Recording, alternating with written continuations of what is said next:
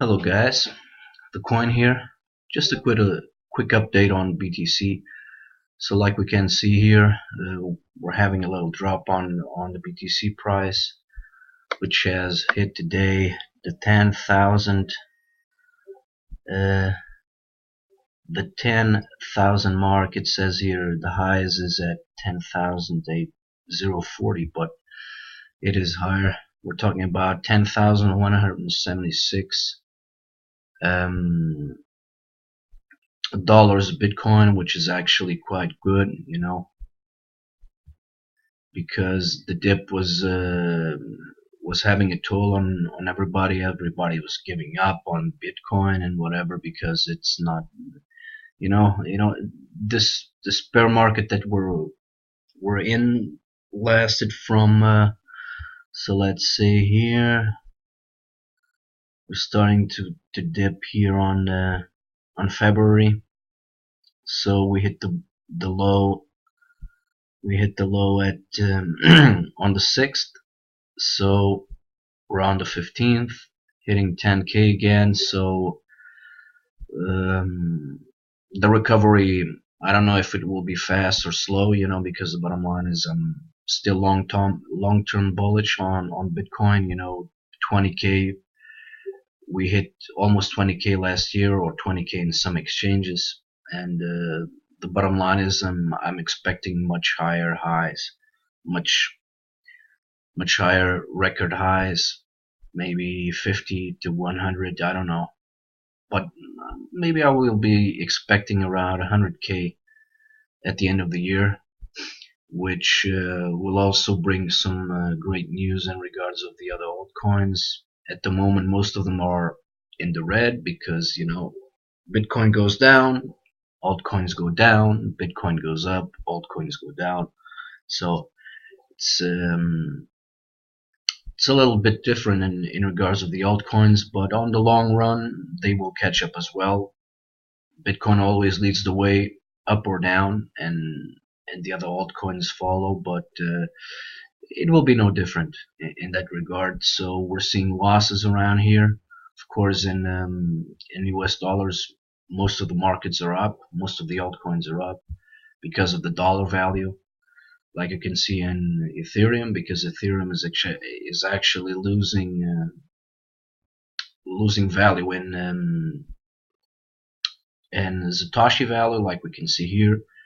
But in the overall, because of the highs of Bitcoin and in US dollars priced, all the other coins are actually going up as well. Excuse me. Damn. So that's it for me for now. I just wanted you to give you an update on Bitcoin and in the highs that we're making again, and I expect some new highs again, some all-time highs. It could be soon. It could be as low as 2 weeks, maybe in the summer days again, because generally Bitcoin and especially the altcoins actually do quite well on in the summer, like you can see here. Let's check out the last year. I have to put out here the Bitcoin price. So actually we went into all-time highs. Actually, we actually continued to start. Let's see here. In the beginning of 2017. So in February, around this time, Bitcoin had a dip, although this time lasted a little bit longer. But like we can see here, so the US dollar, what is it? Is it not showing? Yeah, maybe we can take off the market cap. So on the 15th, it was at around $1,000. Then it was going up slowly, and then we hit another all-time high in May at around $2,000. Then we had a little dip in here. Then we continued to go up, and we topped out at 2,617. And then we had the dip in July, the little dip in July, and then we continued to go higher. After that, we actually hit a new high around September, and then we hit a new low on the 18th, on the 15th of December of September, and then from then up we continued to go up. So if you're actually studying the charts or taking a look at the market cap in here, that's pretty much what is going to happen all over again. Because if there's a lot of patterns, if you start to check out these these charts, you know, like we can take a look here at the coin market cap from 2013. We saw highs in November. Remember, Bitcoin was at around 195 in October 2013, and then we approached the end of the year around the same time that we had the highs. Take a look at here. It went to 1,000. Then it had the dip. The dip was around January. We had a little dip, and then we continued to go down. 600, 500, 22, 4, 3, 4, 3. So we hit the lows at around April 6th. Then we had a little bit of a rally, and then we continued to a downward rally as well. You know, basically that year was a very consolidating year, you know, because after those 1,000, you know, Bitcoin really didn't move much, and I believe it had to do with the Mt. Gox incident, which I actually believe I talked about it. You know, when Mt. Gox guy, you know, ran away with the Bitcoins or got stolen or whatever, you know, and the market was at around $1,000, and because of that alone, because Mt. Gox was basically the only exchange out there, so the price really took a hit. Everybody was saying, yeah, Bitcoin is dead. Like this way, they say the same things over and over again. When there's too much FUD in regards of the governments and powerful people in Wall Street, it's always the same thing, you know. But then we saw here the lows at 225, continuing out the year of 2015. You know, we had a long consolidation in Bitcoin. Continued. Then we went to January 2016, which actually started to move up again more later in the year. We started slowly getting up. We hit the highs at June, which I expect to be a good year like we saw before. We will have highs again in June, and then a little bit flat, a little bit of downline. By that, we're already in September 2016, and like we can see in the charts, we went up, 700, we went here back to the 1030 at around January 3rd. We hit new highs, and it went down a little bit, went down, it continued to go down, and we had more of a dip in here, which wasn't that significant, on March 21st, and then from March 21st onward, like you can see here, in May, we already hit almost all-time highs. Then we hit 2,352. Then we hit 2,910, and then we went to June, around July 15th, was which is actually a dip month. We went back to the 2055, and then we went up. We went into all-time highs at September 2nd. Then we had the dip again, and then after that we continued to go high, September. So in September, now in December, we hit the 19K, and basically that's what it's going to happen this year as well. Like we saw here, December is a very big month in Bitcoin, and like we saw in the other altcoins market, it was exactly the same thing. And we're talking about in 2007 and 13. So let's check out here September. So it was 13. We're Yeah, in December, like we can see here, between December and January, we had another rise. Although we hit we hit all-time highs at 1,127. So it's like I said, these patterns. It's not just bullshit. These are patterns, and it has to do something with market sentiment as well, because as we all know, everybody spends a lot of money on Christmas and on New Year's Eve.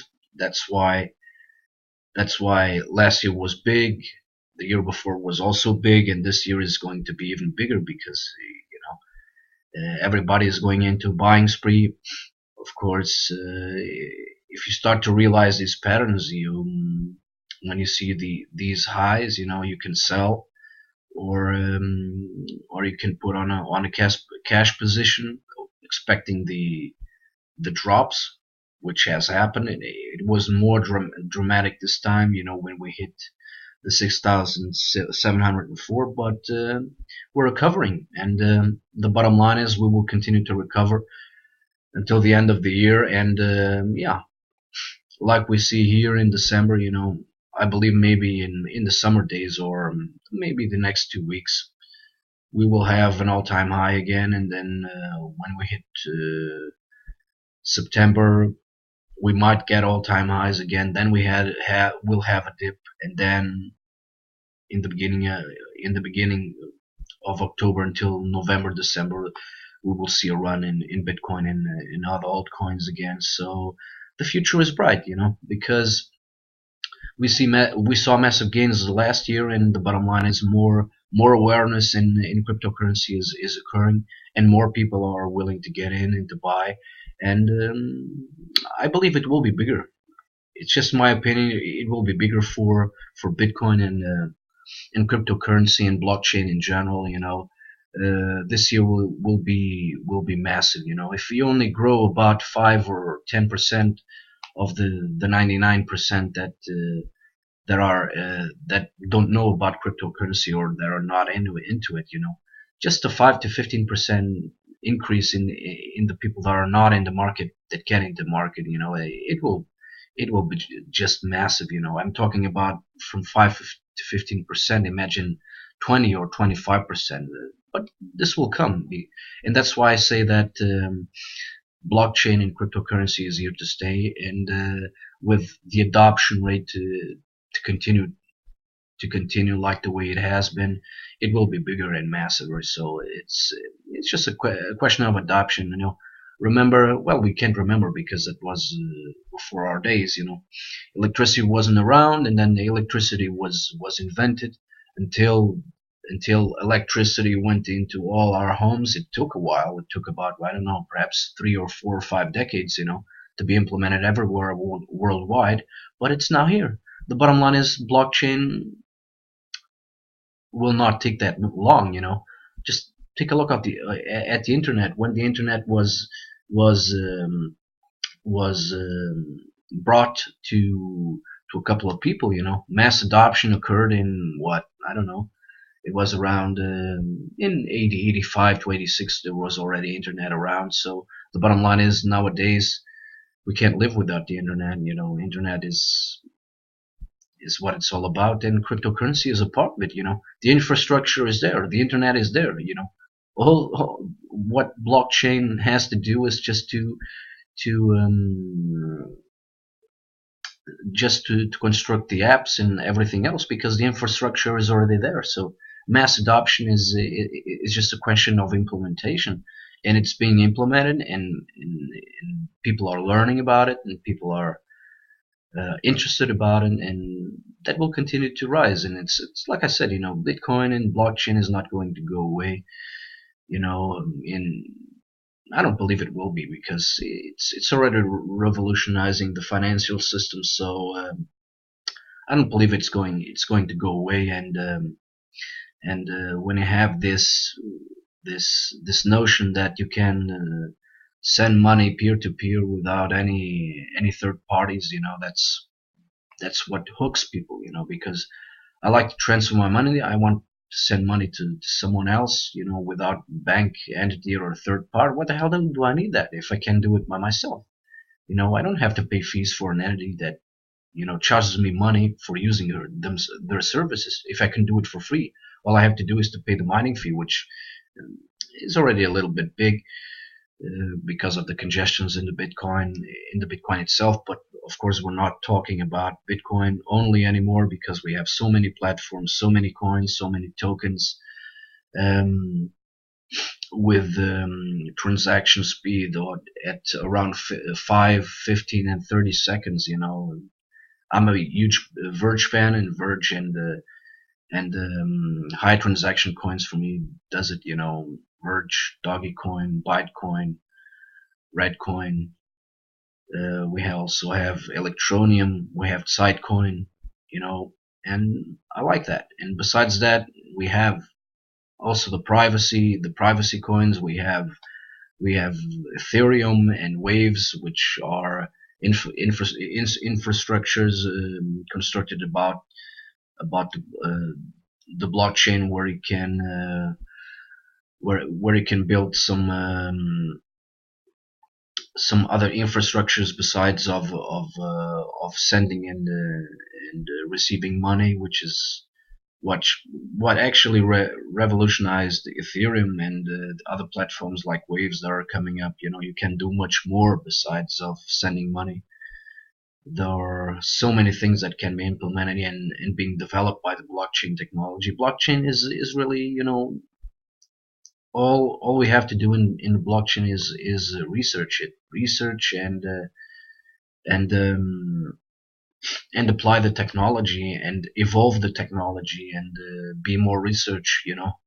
More research brings more uses, more companies, more investments. I don't know. It's revolutionizing everything in regards of transferring and creating wealth and everything else. And that's what I believe. That's what I believe. Bitcoin, its potential, and the other altcoins and blockchain technology as itself. It's just a beginning, guys. It's not going away. We will have, I don't know, perhaps 10 to 20 years of prosperity, if the governments, especially the governments, if the governments leave our back, because we are human beings, and we don't need some entities that we have to pay for services that we can get for free. That's basically where governments actually want to get in, and the banks and the financial institutions, because they still have a lot of the power, or most of the power, and they don't want to give it away. And the bottom line is blockchain is a disrupting technology for them, because they can, and they can lose the power. It's just a question. It's up to us if we want to let them continue to use a power that you know it has absolutely no sense whatsoever. If we can do our stuff ourselves, why the hell do we have to pay for a service that we can do ourselves for free? That's the question. And that's why governments, because governments, they manipulate the currencies of their countries, and they don't want to give that power away. And I understand that Bitcoin is very regulated, but it's like I said, if Bitcoin turns too much into something that is centralized, we, the people that buy into Bitcoin or any other altcoins, if we smell what's going on, people will dump it and go into something else, because that's what blockchain provides us. Most of the projects that are out there, they're open sourced, so everybody can get in, and if you're a coder, you can leave something, some utility that will improve the network or whatever you're doing. Bitcoin is still like that, but because of the centralization, we will have to see, and the fees they're getting higher and higher, and unfortunately, uh, the unconfirmed transactions are not going away, which is very bad. 13,749, which is not much compared to the 100,000 that was about when Bitcoin hit the highest. So, you know, these unconfirmed transactions are actually a problem for Bitcoin, whether you like it or you acknowledge it or not, especially when we have coins, like I said before, high cap coins with 5 to 15 to 30-second transaction confirmations. Man, it's they have to do something about this. And it's like I said, if eventually Bitcoin goes down the drain for whatever reason it is, we have other choices, and it's not the end of the world because of that. Because it's just the way it is. Technology. It's all about technology and adoption and usage. That's what it's all about. I'm making this video a little bit too long, but I just wanted to talk about it a little bit more open, because I know there were a lot of people, and still a lot of people that had a lot of losses. I know of some cases on Twitter and in some social media that they lost hundreds of thousands of dollars, and they didn't have the guts to tell their wives that Bitcoin unfortunately lost value, and they lost a lot of money because they panic sold.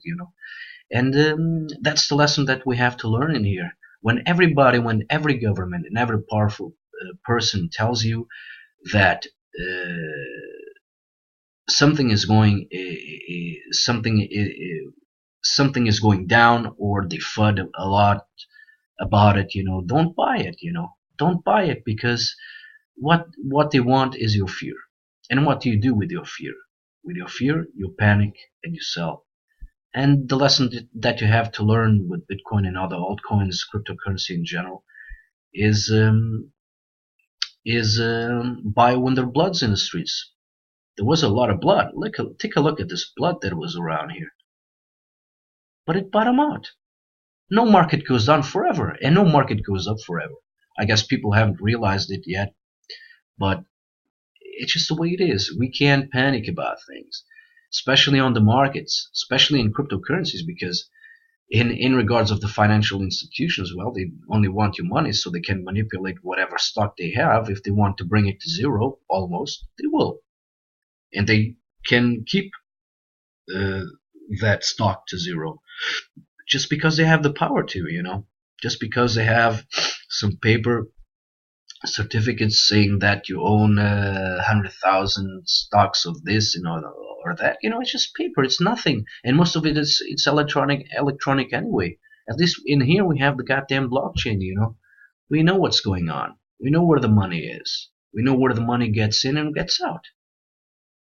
In the financial institutions, when you put your money in, you don't know where the money is going. And that's where Bitcoin and blockchain change the world, and they will continue to change the world, and that's just the way it is. But that's my thought about it. Don't panic about the markets, guys, because with the gains comes the losses, and the bottom line is you have to hold. You have to hold, to hodl. To hodl is the best thing you can do, because if you sell out with your fiat currency and you miss out the train again, look at people who are not getting in. Why? Because they're fearing. They're afraid. We had these lows. No, I'm not going to touch it again. Well, you're going to miss the train again. It's just the way it is. Take a look at the alt markets at the altcoins right now. Most of them are bleeding because Bitcoin is making the correction up again, and the correction in most of these altcoins isn't done yet. Most of these coins are going down. Just take a look at Verge, which I like a lot and I hold, and I'm a advocate of Verge. It's still going down. It hasn't found a bottom yet, but when it finds a bottom yet, you just have to take a look at what happened. What happened, with Verge just the last year. We almost went to 2000 Satoshis. That was equivalent at around 25 cents. We're back at almost 7 cents again, but whatever, man. And I'm giving you an example of Verge like I can give you with every other altcoin out there. Just take a look at Ethereum when it got out. Just take a look at the price it is today. We can take a look at Ethereum just a little bit. Take a look. We're almost at $1,000. When Ethereum got out, what was the price of it? You can just check here. 79 cents, 61 cents. So we're talking about not even a goddamn dollar, and we're talking about in 2015. In 2016, things started to change. We hit the highs here at $11. Then we went on a dip on December 2016, and then after that, we hit highs in July. We hit the highs in July of 371. Then it went back down to $427 in December 8th. And the bottom line is, where are we at now? $932. So what the hell do you think will happen to the altcoin market as well? It will happen the same thing, man. So if you're on the sidelines, don't be for too long, because it's all about cycles. We have 2 or 3 cycles a year in altcoins. They go up, they go down, they go up, and they go down again. But the bottom line is, at least what the charts have actually showing us, that we're all going to all-time highs, and that's not going to stop anytime soon. It's like I said, we're maybe 10 to 20 years, that we will have these gains and these losses, because we can't be unbiased about this, because every coin has a face and has a side, and for every up it goes a down, and for every down it goes an up. It's just how life works itself. And the bottom line is, that's what I believe. You should take advantage by on the dips. There was a perfect opportunity in every altcoin out there. Now it's going up again, and maybe soon we're going to all-time highs in regards to BTC, and then the altcoins will follow, and we'll see all-time highs as well in some other altcoins, or maybe most of them. Well, maybe no. I believe it's in most of these altcoins will get to all-time highs again. But it's like I said, I'm taking a long time to talk about in this video, but I just wanted to take this out of my chest, and because I've been around in this market for a while, already had big gains. I lost because of stupid decisions, and that's how the way it is. We have to learn, and we have to avoid the mistakes that we do.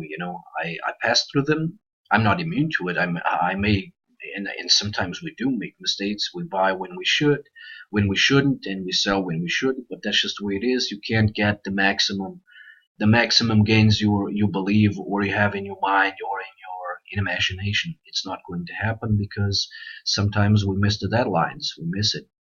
But that's just the way it is. You can't win any time. If you get 100% gains, it's great. If you get 500, it's great. If you get 1,000, it's great. If you see 10,000, it's great. If you see 100,000, it's also great. It's just a question of patience and hodling, and that's what you people should do as well. Don't panic when the market is going down, because it's not going to last forever. It's painful, of course it is, especially mentally. And most people, and some people, in regards of of health issues, some people have health issues when the markets were going down, and I do understand why it happens. But the bottom line is, you have to know the goal. You have to know the fundamentals. And these are the fundamentals. The fundamentals are the charts that have been around since cryptocurrency inception, since Bitcoin, and that's the only thing you can base yourself on.